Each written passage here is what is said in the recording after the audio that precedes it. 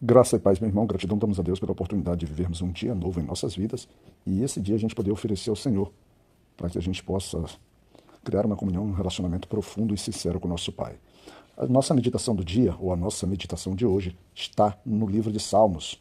Salmo 114, a gente vai usar o versículo 7 como referência. Nele diz assim: treme, terra, na presença do Senhor, na presença do Deus de Jacó.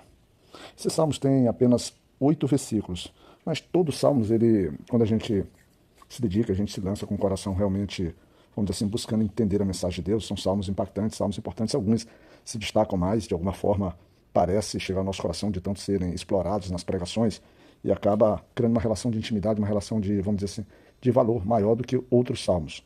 Mas todos são grandiosos. Toda a palavra de Deus, na verdade, é grandiosa. A gente tem por hábito selecionar trechos da palavra ou passagens específicas como algo mais especial. Eu mesmo, por exemplo, quando a gente fala sobre aquele centurião, aquele homem que queria que o seu servo fosse curado por Jesus Cristo, e quando Jesus Cristo diz que vai para sua casa, e ele diz que tem homens a seu comando, e ele, quando diz, faça isso, eles fazem. Quando eu digo ele vai, eles vão. Quando ele vem, eles vêm. E que Jesus se estabelece, diz assim, que nunca se viu tamanha fé. Eu acho uma passagem extremamente fantástica. Eu me imagino, às vezes, eu dizendo para o Senhor algo semelhante, né? Eu com aquela confiança. Diz assim: se tu me disseres apenas uma palavra, para mim assim será feito. Então é uma palavra que entra no meu coração e eu acabo dizendo por vezes assim: essa é uma das minhas passagens prediletas da Bíblia, né? Pobre eu sou quando eu digo isso. Que na verdade toda a Bíblia ela contém passagens preciosas e prediletas. O que ocorre é que em determinados momentos, passagens específicas vão falando no nosso coração de uma forma mais intensa, porque elas se ligam ao problema raiz daquele momento. E o salmista aqui traz uma situação em que estabelece que a terra treme na presença do Senhor e na presença do Deus de Jacó. E eu te digo o seguinte: como é que você tem se portado diante na presença de Deus? Você treme? Você tem temor? Você fica com aqueles olhos arregalados, tenso? Você fica na expectativa? Você, por exemplo, quando você diz assim: eu vou à casa do Senhor, teu coração se enche de alegria, você fica transbordado em prazer? A relação aqui é essa: um tremer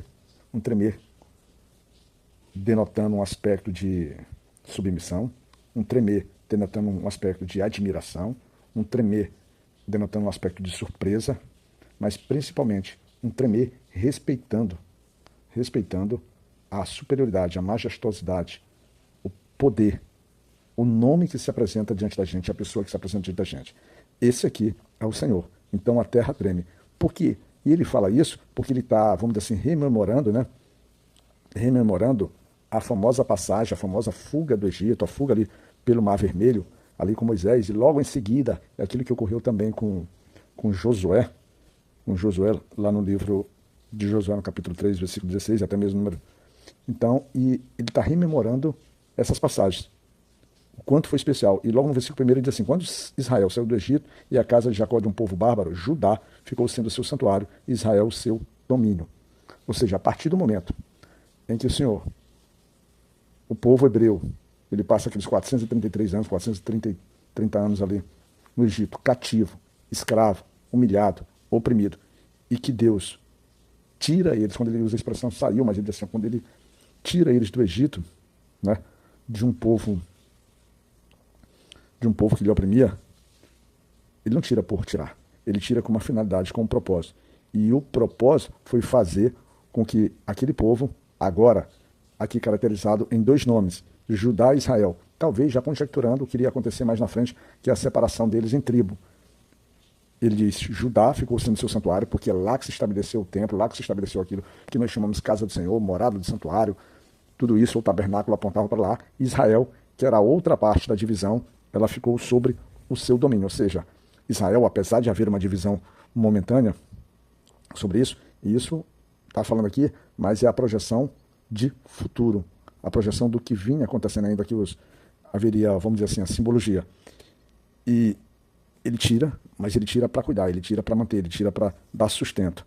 E ele vai utilizando isso e vai utilizar a linguagem da natureza para dizer por que a terra treme, por que a terra ela fica, vamos dizer assim, em admiração, e por que ela reconhece o poder e a autoridade do nosso Senhor. Ele destaca que o mar, ele, ao ver o ato da soberania de Deus, a força, o domínio de Deus sobre tudo, tanto ele, que é o Mar Vermelho, quanto o Rio Jordão lá com Josué, um é com Moisés e o outro com Josué, um foge, que é o primeiro, que é o mar, e o Jordão ele torna-se para trás, ou seja, eles abrem caminhos para que o povo passe. E aqui no caso de Josué, são os sacerdotes carregando a arca. Ele também diz que, lá no versículo 4, ele diz que os montes saltaram como carneiros e os outeiros como cordeiros. Ou seja, é como se houvesse um movimento da terra, celebrando a presença de Deus. E aí o salmista pergunta para a própria natureza, o que está acontecendo, o que faz com que eles se movimentem, com que eles recuem, porque eles se curvem diante de Deus. Ele pergunta isso para o mar, para o rio, para os montes, pergunta para todos, o que está acontecendo? Por que aqueles que são tão oponentes, por que eles são obstáculos tão, vamos dizer assim, insuperáveis, mas diante da mão poderosa, do querer poderoso, do olhar de quem faz toda a diferença, eles se curvam. Aí a terra responde. A terra responde porque diante do poder de Deus, diante da sua santidade, diante da autoridade, a terra treme. E eu, meu irmão, tremo junto com essa terra. Porque é esse Deus que, através de lá de Moisés também, o povo no deserto, o povo com sede, o povo em agonia, e o povo, inclusive, que Moisés se manifestando e dizia o seguinte, que aquele povo estava pronto para matá-los. Que acredito que isso está lá no Êxodo 17, ou em Números, ou em Êxodo ou em Números. Tanto para matá-lo, mas Deus faz com que da água brote um manancial de água viva, ou seja, de algo sem vida, de algo que conduz à sequidão.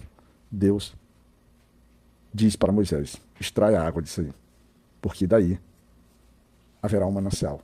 É o manancial do próprio Senhor, é um manancial de vida. Então, meu amado irmão, reconheça na grandeza de Deus, no poder de Deus, na autoridade dele, o quanto você pode confiar nesse Deus que te mantém vivo, que é o Senhor da criação, que é o Senhor que te deu o fôlego de vida. Creia no Senhor, caminha nele e te sustenta nele nas tuas dificuldades. Que Deus nos guarde, meu irmão.